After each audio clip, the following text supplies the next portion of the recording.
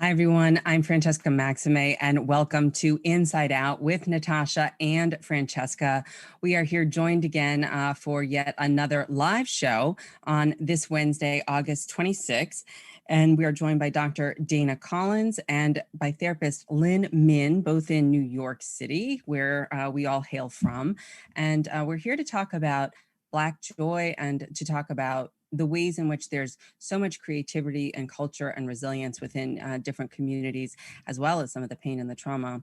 But I think we all just agreed that we wanted to just take a moment to pause first to recognize that this week we have another shooting of a police shooting of an unarmed Black man, Jacob Blake in Wisconsin, who is alive and paralyzed now. And just pausing for a moment to hold space for, in the middle of the uprising and in the middle of the pandemic and in the middle of what we know to be true with the ongoing issues that we've seen with George Floyd and Breonna Taylor, that this is still very current and very alive. So just pausing for a moment to hold space for that.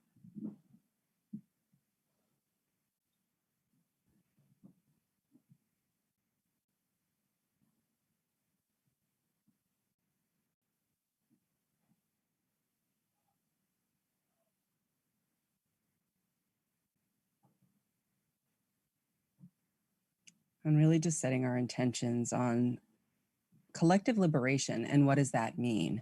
And as therapists, how is it that we are able to sort of step into using our left brain and our clinical knowledge and all of our acrobatics that we can do there with some of our social advocacy and some of the ways in which we show up in the world outwardly, and then some of the ways in which we can very much do, as this show is, look at ourselves inside out and maybe invite our clients to do that also, so that we can try to unpack the both and the complexity of this issue and these issues in ways that are not just sound bites. These are deep. It's a path that we're on and we're here together. So welcome. I open the floor to my beautiful co-hosts and guests, and really kind of co-hosts, since we've been doing this together for a little while already. It's the Fab Four, as I like to say, the new Fab Four. Or what do they call it? We're the new squad, maybe. The therapist squad. So we're talking about Black joy today. Natasha, do you want to sort of open in terms of what you're thinking about there? Dana, do you have some thoughts? Lynn, who would like to begin the conversation on what does Black joy kind of mean to you? Or what is it, why do we perhaps need it now more than ever? What is it? Yeah, so I think there are a lot of definitions which speaks to the complexity and the wide range of experiences of Black people. But I think recently it's been talked about as a sort of one and the same with resistance. Because, if you think about it, and I don't think you have to think too much about it, but for centuries, ever since Black people have been in this country, the majority has done many, many things to keep Black people down, to keep us oppressed. And so feeling joy as opposed to getting lost in the pain and the suffering and trauma is really an act of resistance. It's a refusal to be overtaken. It's a refusal to be overtaken by the oppression. So that's one way of looking at it, sort of a pushing back. Mm-hmm.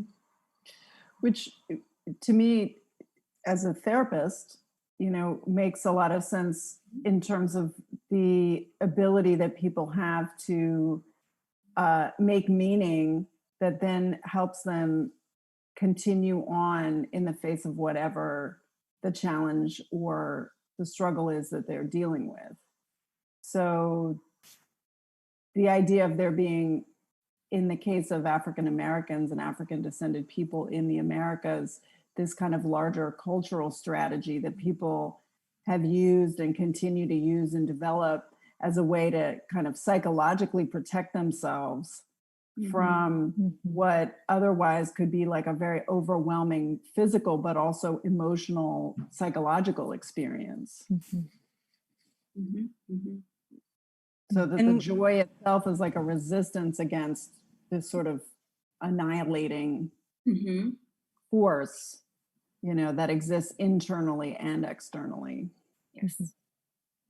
And what might be a good example of this? Like I have a few in mind, and we can call up some videos and things like that may sort of point to this. But what would you say is a good example? Does any one or thing or act come to mind? Yeah, I was reading an article recently, and it basically said that it doesn't have to look like any one thing. It can be this refined, polished thing, maybe organizing an action, or it can be what they said, more scrappy or spontaneous.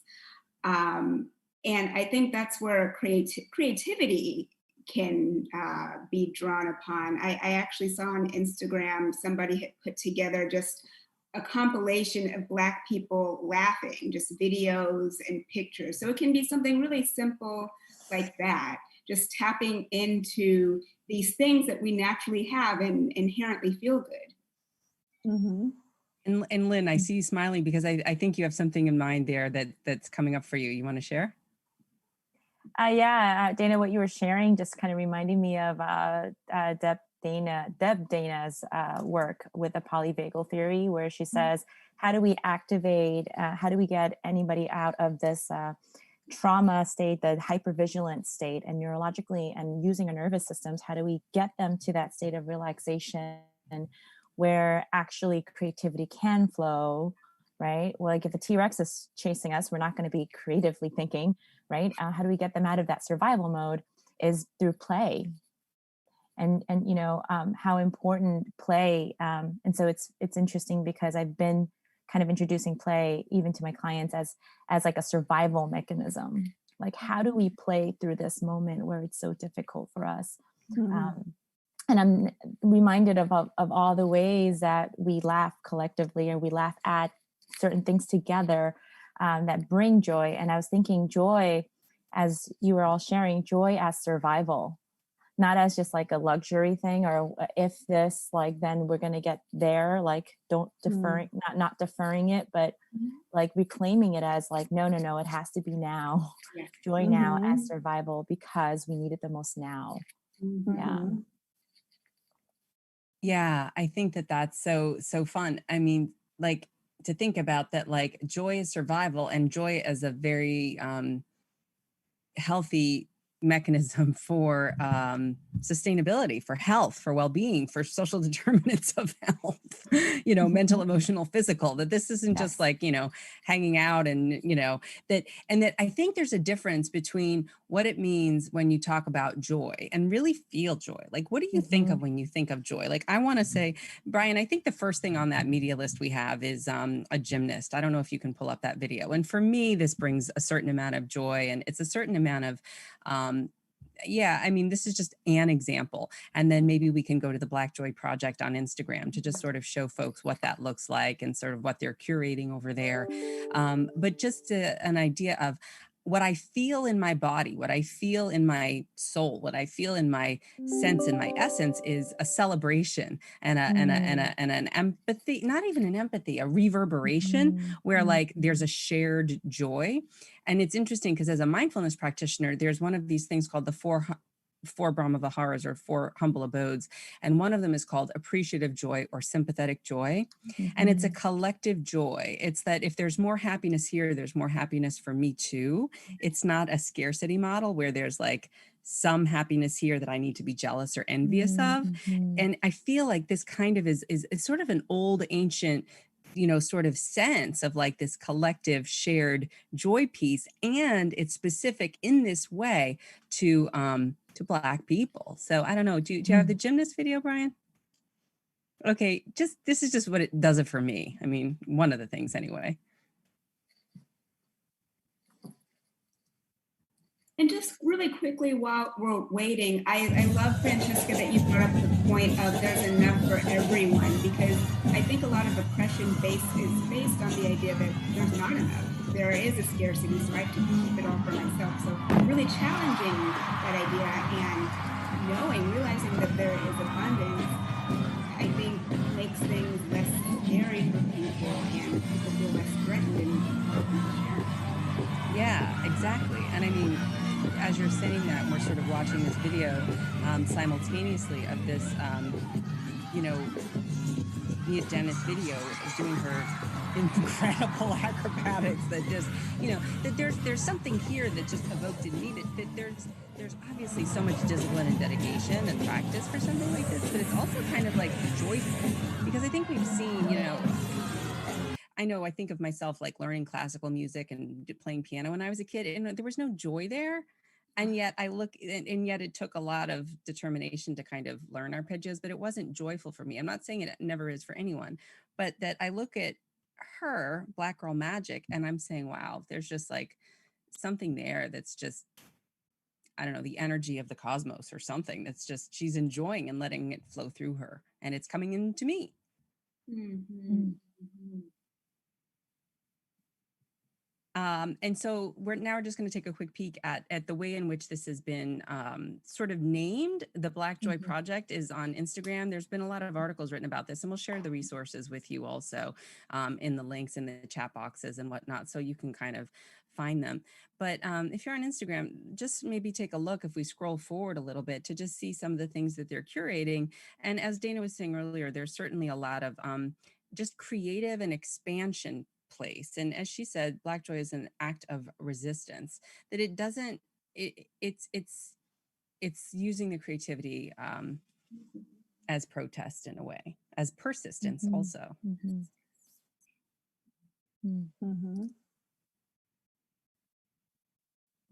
How are you guys seeing it now? Yeah, we're looking at the curated video. We're looking at the Black Joy Project and all of their Instagram posts and whatnot. And so we're just sort of looking at, I mean, there's a lot of smiling, there's a lot of creativity, there's, you know, full out afros, there's, you know, there's all kinds of ways in which, you know, we can celebrate ourselves as full humans and have that be shared. And I know that there was a video of a woman from the UK, I believe, who was talking about it and saying it could be a Basquiat painting, it could be a Fela Kuti piece of music, it could be the way in which that, but that it's that idea. And Lynn, I'm thinking back to something you shared with us before in your performing arts school, when you would hear people saying, and you would just sort of like, there was just something about that was just enlivening for you. Maybe you want to talk about that, and then maybe what that means for you as a person, and then how it applies maybe in a clinical setting in terms of ways in which it might apply there. I think for me, I think I was lucky to be able to be in a school where I experienced so much art and creativity, and I was the minority with a sea of beautiful Black voices. And for me, there was always a power behind it, right? It wasn't just beautiful because it was just like pretty, but there's like this, like, you know, when singers say, oh, sing from your gut, right? And it's a guttural, but it's honed by like something more. And we all knew, right? I think there was also a thing that vocalists would say, like, oh, that's really Black, right? And it was a compliment. And so it was already kind of celebrated in the way that I grew up and the way I understood music. It had its place even before I could name that this is what that is. And I'm thinking back to like the joy conversations that we've been having right now: sympathetic joy, abundance joy, the model of abundance. And for me, it's also very spiritual. If I think back to like my spiritual role models, they happen to be a lot of Black spiritual role models for me, pastors and you know, and it reminds me of that verse. You know, I grew up Christian, and I became a pastor because I'm a Christian, and you know, the joy of the Lord is my strength. And I kind of it just made me smile, thinking, okay, what did Black people, like in their trials and tribulations, what did that mean for them? And what is that age-old truth and resistance and survival that I carry on, and I've tried to kind of pass on as a pastor even, right? On the pulpit. Yeah, the joy is the strength that that helps us carry on. And what kind of joy did they tap into?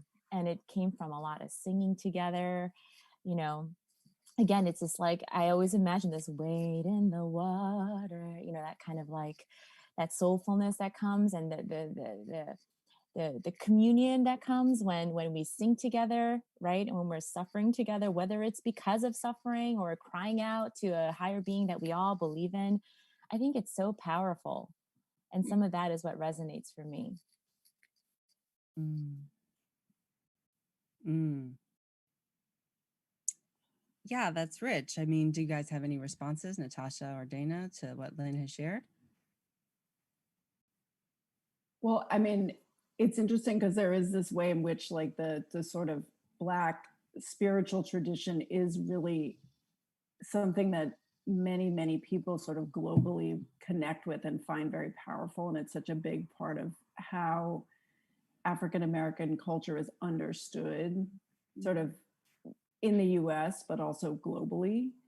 And I guess I'm just thinking about how contradictory it is that this coexists, you know, contradictory and also maybe not contradictory, but that this coexists, this kind of almost like a deep appreciation and kind of like a soulful appreciation for, you know, sort of the culture created by African descended people in the Americas coexists with this continued like severe, you know, sort of really perverse anti-Black devaluation, and how in some ways like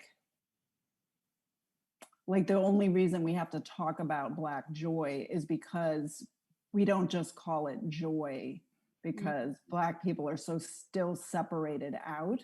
And so even though of course it makes sense to claim Black joy as Black people, it also then, you know, paradoxically immediately is like recognized by everyone who isn't Black as something that is like important and necessary and needed and wanted, and yet then becomes more vulnerable to this kind of like incorporating into, you know, the way in which Black resistance is consumed. Like there's this kind of real paradox in which it's like hard to appreciate Black joy without at the same time then like kind of, you know,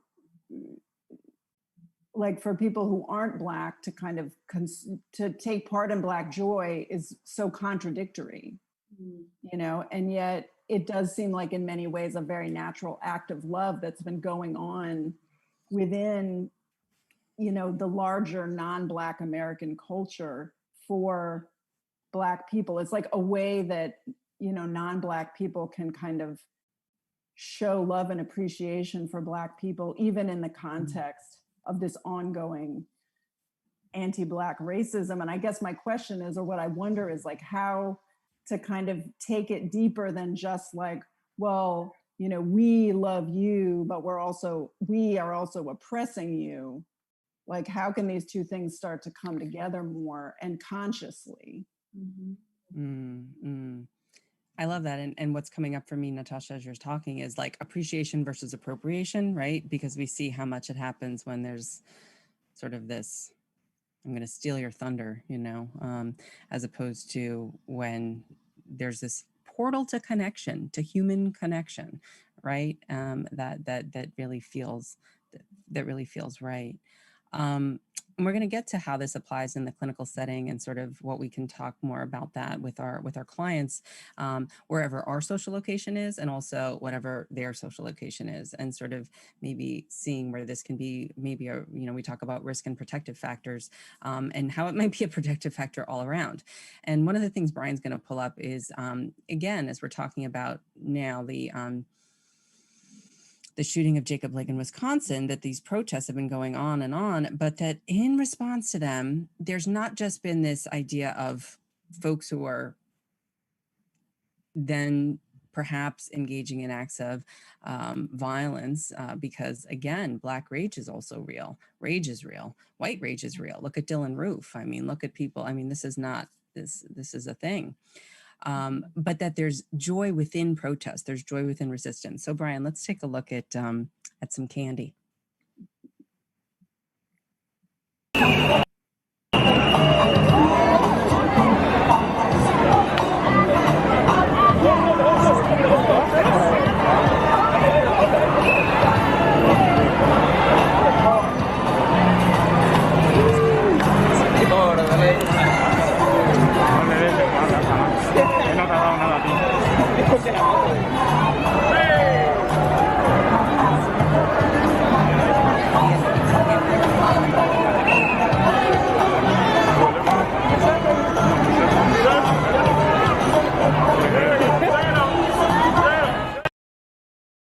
integrated into as part of what can serve as the fuel, right?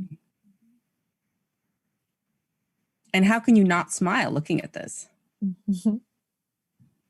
And from a polyvagal theory perspective, like Lynn was talking about earlier, these kind of repetitive, rhythmic, auditory, somatic, and collective pieces are what have been shown for eons, and what the current neuroscience research actually is evidenced in terms of somatic well-being as reparative, as helpful to well-being. And so when you understand this as a both and, then you're just like, well, yeah, why not?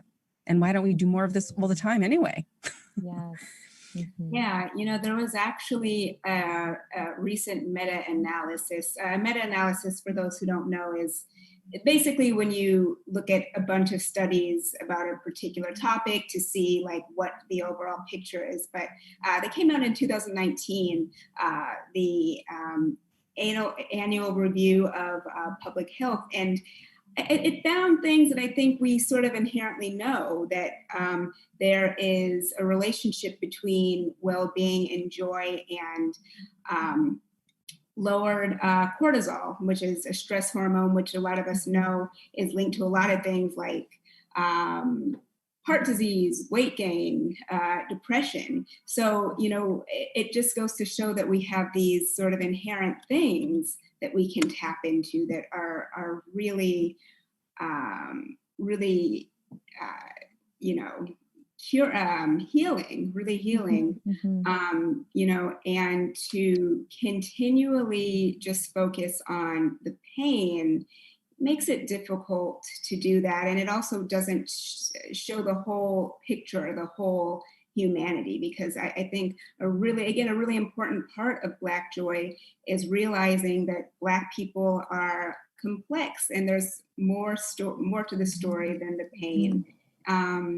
And, I also sort of think, as I'm talking about this, about the fact that Black people have been dehumanized so much and reduced to animals who don't have, the full range of human experience. So, talking about Black joy is refutes that. I was, go ahead, Lynn. Oh, thanks. Dana, as you're speaking, I realized I have a bias towards Black and minority, and also Korean, because I happen to be Korean. If a single mom who's Black walked in, or a single mom who's white walked in, I would just automatically assume that the Black single mother has just gone through so much more. And I know I can understand, like, there's a part of me that's like, that's a prejudice, or like, that's a bias. But I think I've held this unconscious bias for a long time, because there's a part of me that's like, I already believe that Black people are already at higher levels of resiliency. Like, that is just true. In the ways, even spiritually, of like, we come to an order, and then there's like a disorder, whether it's something we can control or not. Some disorder happens to us, and then we need to reorder our lives, and it's like a cycle that keeps going. But again and again with this cycle, we find, where do we find our naivete again? How do we make this, how do we arise out of the phoenix kind of thing again and again and again? And you're talking about people that have been through the fire again and again and again. It's just different. Like, I feel it in my soul level that it's different. And so I have like an, interesting word to talk about this. In the Korean society, we say that when a woman is married and when she has kids, she's like an ajumma. And it's interesting, we kind of look down upon it because ajummas are like ratchet, and like they have no sense of, they have no etiquette, like they'll just talk about anything anywhere, and they'll speak their mind, they have no filter, and they're very like and I don't know why, but the stereotype of ajumma is like lower register voice, and they're bossy, and they're what I mean, but they're also known for their strength. Like they can do anything they put their mind to. They'll go to the market and say, give me that for $1, or like, make it cheaper. Well, how are you gonna, what I mean? Like that archetype. And I just thought about it, how I reject that sometimes, but I also admire it. And I know that that's been part of the way it's been structured in my mind. Like, oh, those people are resilient AF, right? Mhm. They laugh out loud. They say for what it is, you know what I mean? And I just thought maybe that's a little bit of what we're trying to tap into. And I thought, oh my gosh, I totally do have this link with like Blackness and Ajumaness. This Mm. like say what you need to, express yourself and laugh out loud and this boldness. And I was just sitting there appreciating that.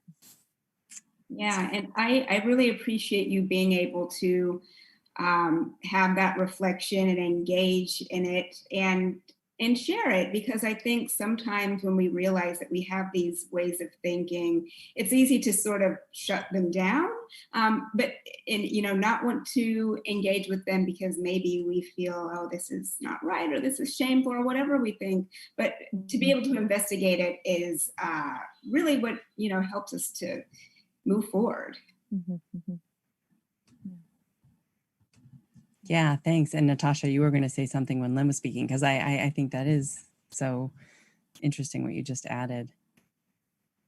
Yeah, and I mean, I'm having like a number of reactions. I mean, one, I think what you said, Lynn, is really interesting and really meaningful. And I'm also thinking about like some of my like first marriage in-laws who are Black women who are very proper and very not at all like that, and are kind of and how much like how many variables there are, and how much like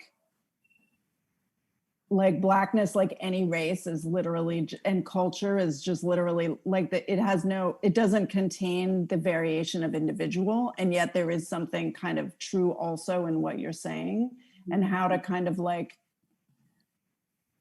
incorporate that into our own psychologies without necessarily needing to make that what we expect or want or need from other people, especially as therapists. Mm-hmm.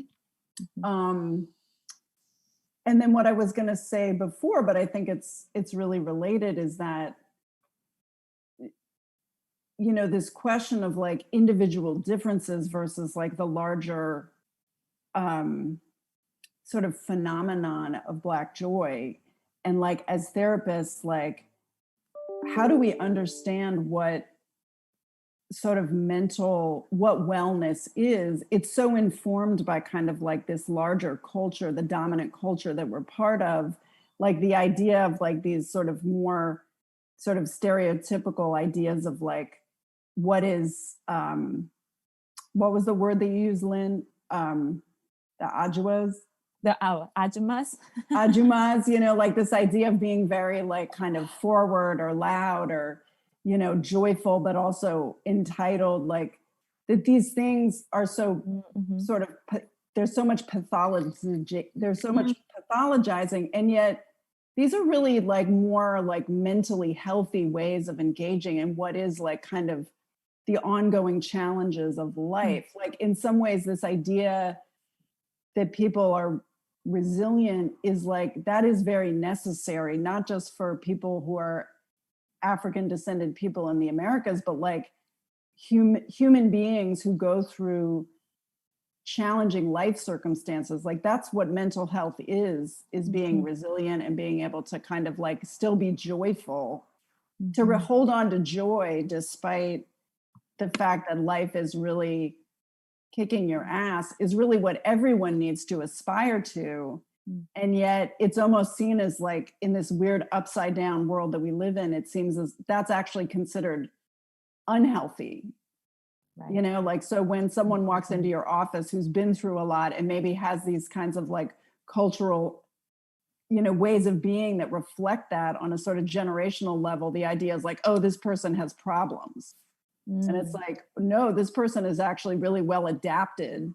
And this should be, and I think that is an important part of like understanding Black joy as people who aren't Black and therapists who aren't Black, is that when you look at someone and you think, oh, this person has problems, maybe what you're looking at is mental health, and that needs to be something that's much more reflected in like our understanding.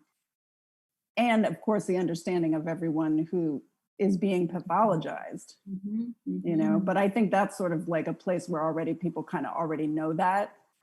It's just that it's not reflected in the culture, the dominant culture. I think too that, you know, Natasha, like, I think you made me realize, like, I think what I can pick out as like the Ajumma factor and also the Black resilience factor is this boldness, not necessarily bold because they're loud, but this boldness, like, I really don't care what you think. I'm going to express and I'm going to stand firm. If I want to be silent, then I will be silent. And I've, you know, and that's very countercultural, like to fit in the box, be nice, like, be like, you know, use your forks, and like, there's a way to do certain things. And then there's like this, like, don't really give a shit. Yeah. And what's coming up for me, Lynn, as you're saying that, is what I was saying to you guys in the off-cam green room chat, if you will, before we started, which was the Nat Ministry, which is another one of my favorite Instagram accounts. Bishop, whomever, I forget her name. She's amazing. Dana, you said you actually met her once, and I will go back because it's important to give credit where credit is due.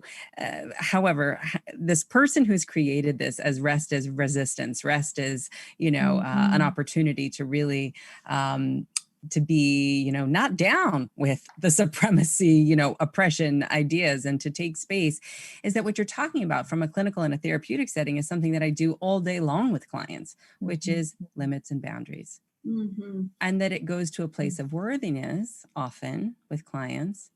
And then it goes to a place of self-concept around what might it be that I would fear I could lose if I were to actually have a limit or a boundary or a voice, and to learn to articulate it skillfully. So we also work on the skill building piece, but that there is a way to have a limit and a boundary and come into your own full power and ownership. And from that mindfulness perspective that I come from, you know, your dignity and worth as a human. I'm enough and I matter, no better or worse than, but I'm here also and I matter, I count.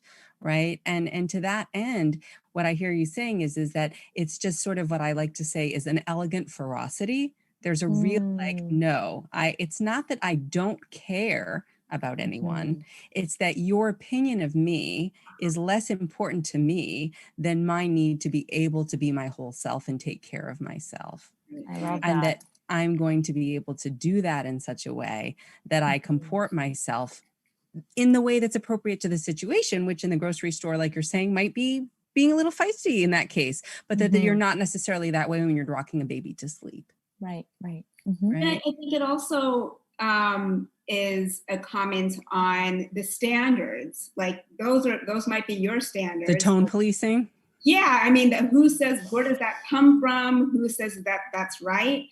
So it's challenging that too, because I mean, often the societal standards are, you know, steeped in patriarchy, white supremacy, and we don't need to conform to that at all. We shouldn't be conforming to it. I love that. And earlier, Brian, you can bring up the video now, just because it's as good a time as any, because I just want people to see and notice when you're watching this, how often, depending on your own social location, your ethnicity, your background, your race, how often or not, this is something that's familiar to you. Just notice, and notice what happens inside your body, perhaps, as you're watching this. So Brian, go ahead, roll tape, please. Thanks.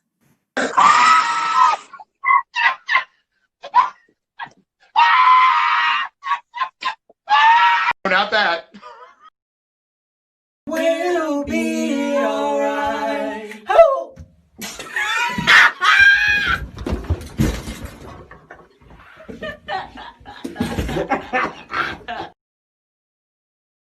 Who has the worst edges? A, Stevie Wonder.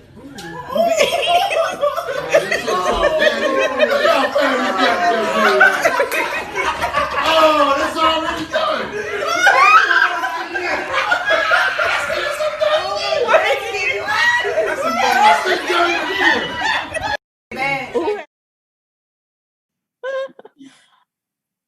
Oh, that's funny. And maybe check out the next one. See how. A, Stevie Wonder. B, Naomi Campbell. C. Tamar Braxton. I told you she was on there. I told you. Did I say Tamar? I told you she was over here. The point is that there is Black joy, and notice what's happening in your body as you're watching people laugh. Like sometimes we watch cute cat videos because we want to just feel a little bit more calm and regulated in our nervous system or whatnot, or we like little puppies, or my favorite is the otters when they're holding hands on their backs and they're just floating around in the water. I mean, those things like calm me down. But this also can enliven us and make us feel joyful and feel connected. Like I want to be in part of that party. I want to I want to know what's separating me from being able to share that joy with them. And if there isn't anything separating, how can I be safe enough for those folks if they don't like me, that they would like me to be with them, or that I would even, be allowed to do that, or whatever it is. But I want some of that, and I want to be a part of that, or I want to create that or something like that, because we're all having a good time seeing it. I just see that Brian has put in the text box, for the record, my edges are the best. So Brian has oh, yeah. Nice, Brian. You're tight. You're high and tight. Even in COVID, right? You found your way to the barber. You figured it out. And I think that's even an interesting point, is we're looking at the Crown Act. We're looking at these like legalizations to legitimize different Black hairstyles and diversity as a form of joy and creative expression. And I know, Natasha, you mentioned the WAP video, which I won't get into, about Megan Thee Stallion and Cardi B. And that's so colorful, right? Like even people like, what's her name there? Roxane Gay, very prolific on Twitter, totally fun to follow. Haitian American author, and the author of books like Hunger, and also a trauma survivor, that she was just saying, oh, it was fun, it was colorful, it was like joyful, even though it was a little bit, in other ways, some people might say is a little bit challenging. And you can find it on YouTube. I mean, we have the link, but I don't know if it's like legal to show, but it is colorful, and there is a lot of creativity there, and a lot of it has to do with hairstyle and outfit and things like that. And how can that be part of Black joy, and how can people understand that more? Because I mean, Natasha, you're the only white woman here. I mean, what's wrong with white people, especially with clinicians, noticing and saying things like, oh, I love your hair, or can I touch your hair, or what's with the hair, or is it like, what's going on there, and how is wearing your hair the way you want to an act of resistance? I don't know if that's even the right question to be asking you, but.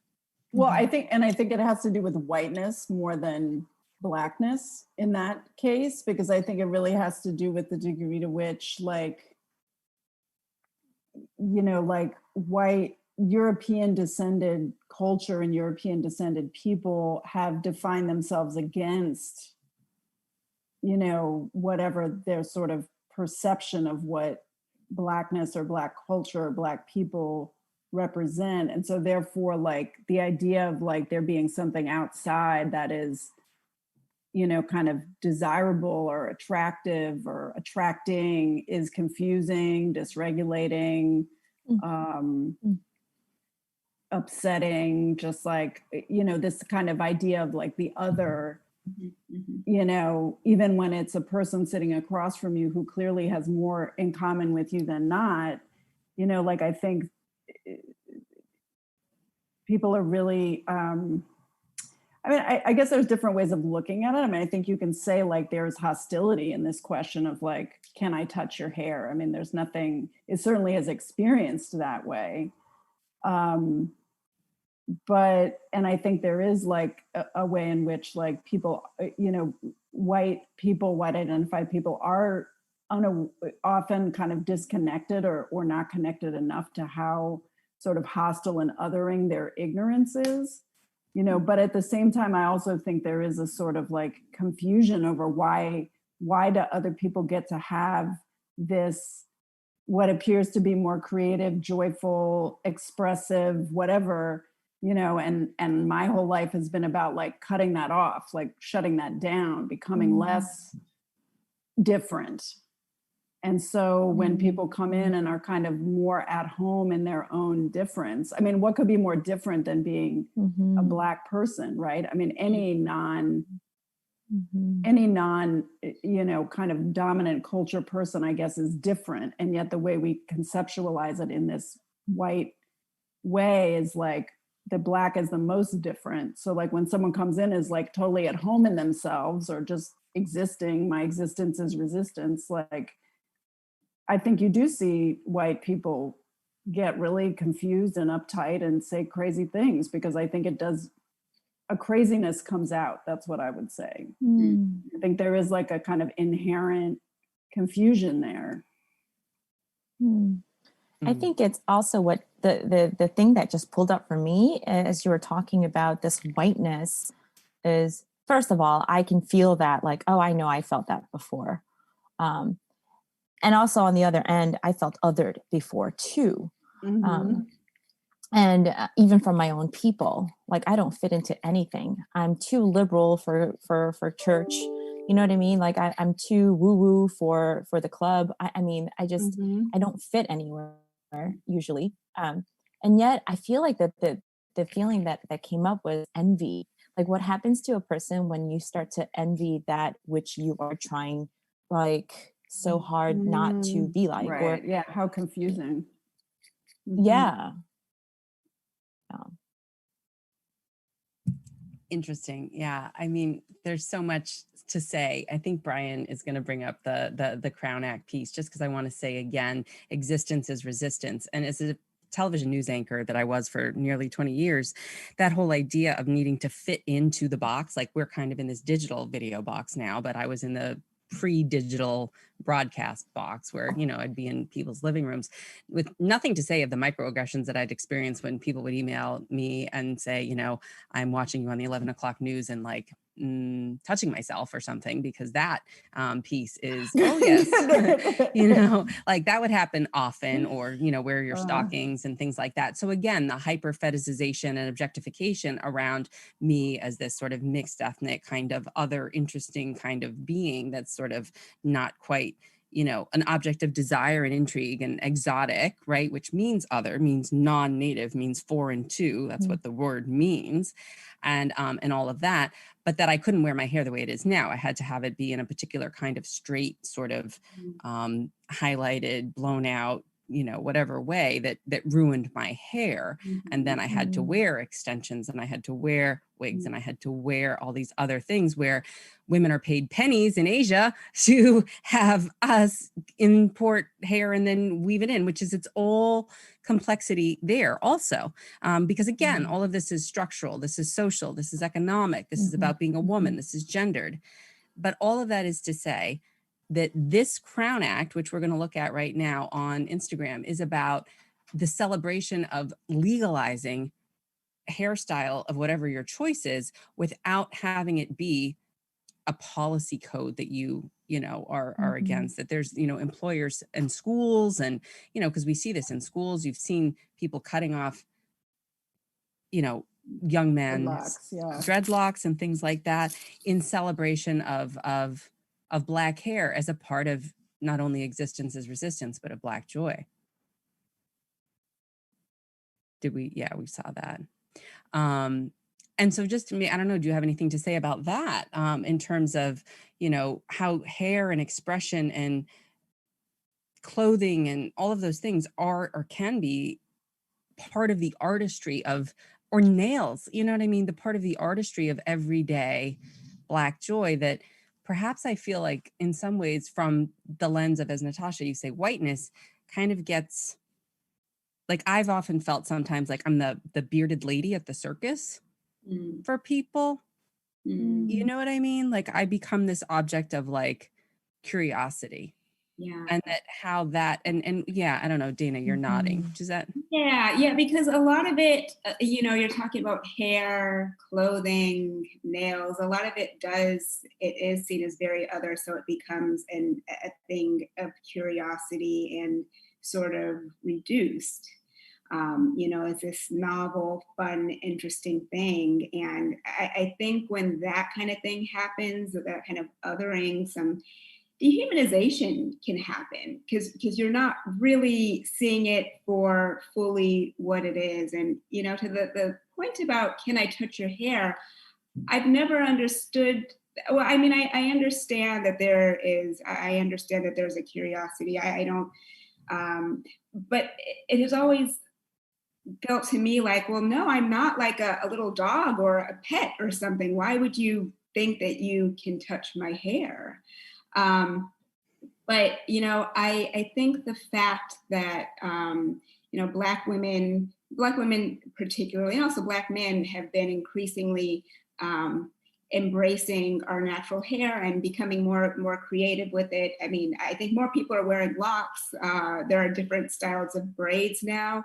I think we are feeling more and more sort of, I don't want to say permission quite, but we're saying that there are options beyond these Eurocentric standards. This is a way of expressing myself and my Blackness. Mm-hmm.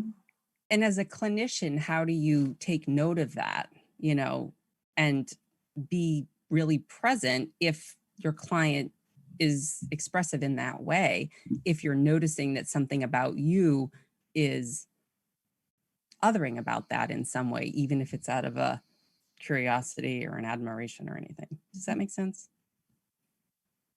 So the question is about taking the role of a clinician, or? No, I was sort of opening it up to Lynn and to Natasha also, to just sort of say, if, you know, if you're noticing, like, what would you recommend to therapists? You know what I'm saying? If they're noticing that, do you understand? Like, a client does that make sense? My question now? For sure. I mean, you know, one thing I was thinking, you know, because there is this history among European descended people of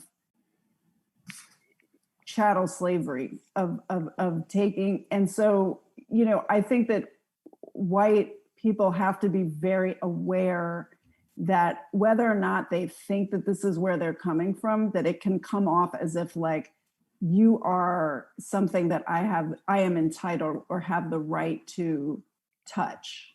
Yes. And that there may be a very internalized sense of like, it's okay to be in other people's space, in other people's bodies, like that this is not, you know, to whatever extent that may be part of our experience as European descended people, intergenerationally, what have you, like this is the history. And so like, none of this is happening outside of this historical context. And so I'm always like thinking about like not wanting to violate other people's boundaries, you know, and maybe in some ways having been raised a little bit like that it is okay to violate other people's boundaries. And also like, you know, within, and I don't know if this is fair to say with just about European descended culture in America, that there's a lot of violating of boundaries that goes on within families. And so people may take that out into the world and, you know, just be acting that way with people who may interpret it as being more than just like, oh, this is how we did it in my family. We touched each other's hair. I don't know. Like there's just ways in which, you know, it's the more you understand about the sort of cultural history, the more you can kind of be aware of what other people may be thinking about what you're doing. And that's true for everybody, but especially I think for European descended Americans, because there's such a deep, deep history that is sort of not taught. So you really have to educate yourself because other people know the history. You're the only one who doesn't know the history. You know what I mean? And so as a clinician, I think like if you have clients who are African-American, African descended, or who are, and you're white and they are from other cultural groups, like you just have to be very sensitive that you don't know what people are bringing and what they're receiving from you, even if you're not necessarily, you know, sort of consciously or unconsciously even putting it out there. So like I have so like if I have a client, I have clients, you know, women of color, and if like their hair, if someone gets their hair braided or something, depending on the relationship, I might say like I like your hair, like whatever. But I try to leave a lot of space around that because hair is loaded, and I'm a white woman. You know, I don't just come to talking about someone's hair in a neutral way. There's a history there. And like just allowing people to, and it depends on how long I've been working with somebody. If I had someone coming in for the second session who'd changed their hair, I might not say something. You know? Right. Yeah, just really quickly, part of what I'm hearing you say, Natasha, is this idea of ownership or feeling like I have to be included. And a lot of times, and I think we're seeing this more and more, that white people in America feel entitled to things. It's my right to have this or do this. And, you know, maybe touching somebody's hair or asking a lot of questions about it is a part of, oh, I want to be in on it too. And, you know, a few minutes ago, actually, I started having a Solange's song, Fubu, Boris Bias, play in my head. And it's just about some things, it's about the fact that some things really are just for Black people or people of, you know, particular backgrounds. And it doesn't always have to be shared. It shouldn't be taken away. Beautiful. And the last thing that I want to ask Brian to run, and then we're going to need to kind of start to close, is a video of a trailer of a movie that came out a few years ago. And I was just listening to Equal Justice Initiative's Brian Stevenson and Whoopi Goldberg in conversation around representation in the media and the power of the media in terms of creating narratives and creating stories that then infiltrate culture, which infiltrate our minds and our everything from the clinician to the client. And maybe just run this clip really quick on our way out on Black Panther, because this was a movie that people said wasn't really going to, you know, like it would never work. And then of course it broke box office records everywhere. And the kind of counter narrative that could exist that if we use Black joy as a portal to connection and mutual inspiration, that can actually really be quite empowering and quite impressive. So can you run that, Brian? I've seen men build weapons that I couldn't even imagine. I've seen aliens drop from the sky. Yeah. But I have never seen anything like this. How much more are you hiding? Hold up. Let's go.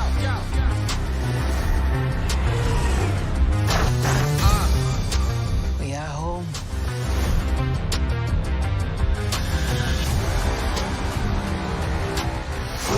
My son, it is your time. Show me my respect and bow down. You get to decide what kind of king you are going to be. Don't freeze. I never freeze.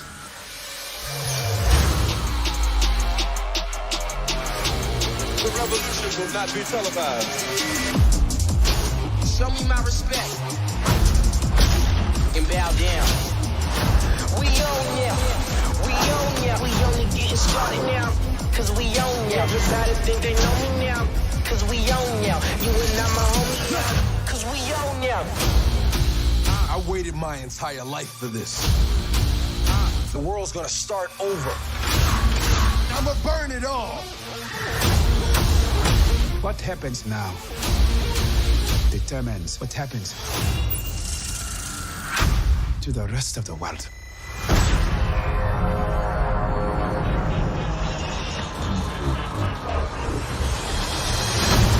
You will not be able to stay home, brother. You will not be able to plug in, turn on, and cop out. Wakanda forever! The revolution will not be televised. Let's have some fun.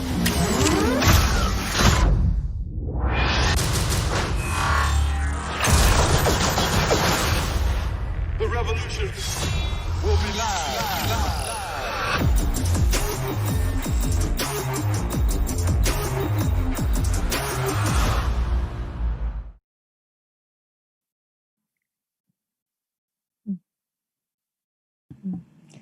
All right. The revolution will not be televised. Wakanda forever. I mean, look at us all smiling. I have chills. I think we all kind of have chills, right? How could you not? But the thing that lands there for me is that it's just all the power, all the hope, all the faith, all the tension is there. And this is what happens when you have people able to look through another lens, right? This is a liberation story. And this is really what we want. Collective liberation, like sympathetic joy, is not about less for you and more for me, or none for you. It just means that we get to share. I mean, it's like third grade. So anyway, who else to sort of close out for our time together today? Any parting thoughts, ladies? I just wanted to say thank you. And I think it's really interesting. In my Zoom screen, I'm like right in the middle. And then I have Francesca right here, Natasha right here, undergirded by like the grounds of like, our, Brian and Dana. And I'm like torn, right? Like I can feel that, like, palpably the tension between this elegant ferocity that you talked about, Francesca, and also this, like, how do we honor each other and understand and do our due diligence and, understand the history and walk, not just be not care, but walk carefully with those around us in our sessions. And as what you were saying, Natasha, and I'm always trying to go, okay, like, where do I, and also the hair thing just kind of made me go, what the hell is up with your hair? Why do you have pink? Now I got to go like deal with that with my therapist too. Right? Like, what my pink hair? I was like, thank God I didn't come, Fabulous. But, thank you. But all of this, and I'm just, as an individual going, this is so rich, and this is an ever moment by moment kind of walk for me to walk into this elegant ferocity with understanding and compassion and sharing, but asking, do you want to share, with the others around me? So beautiful. I take away a lot. Thank you. Thanks, Lynn. Dana?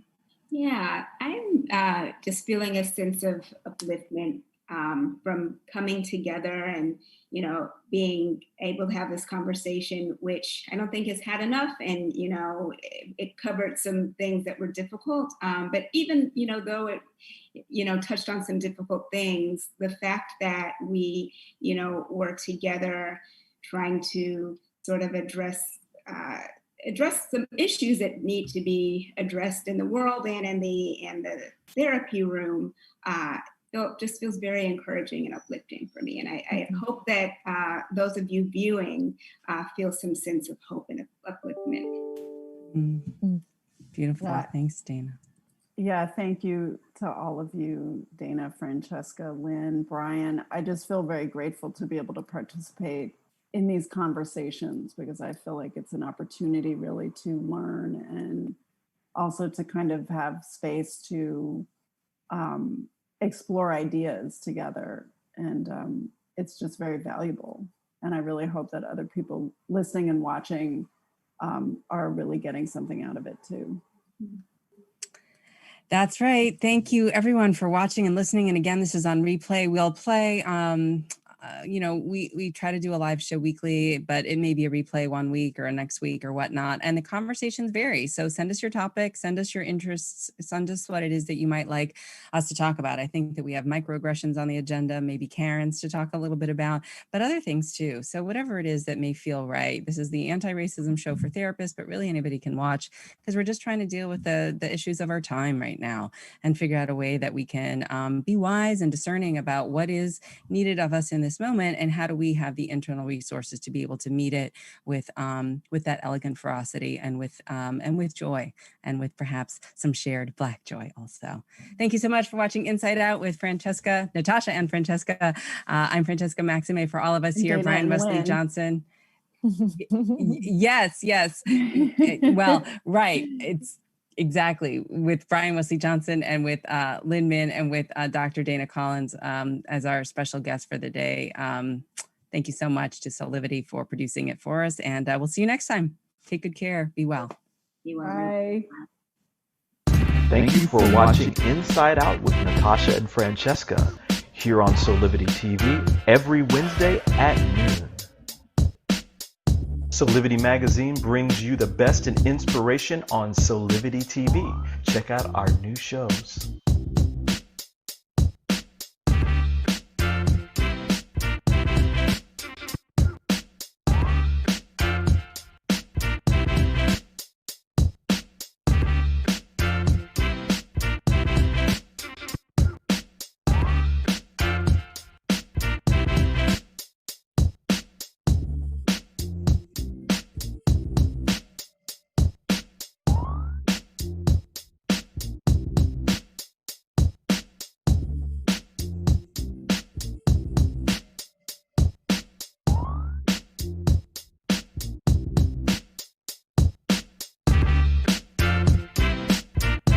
Mark your calendars for Solivity Magazine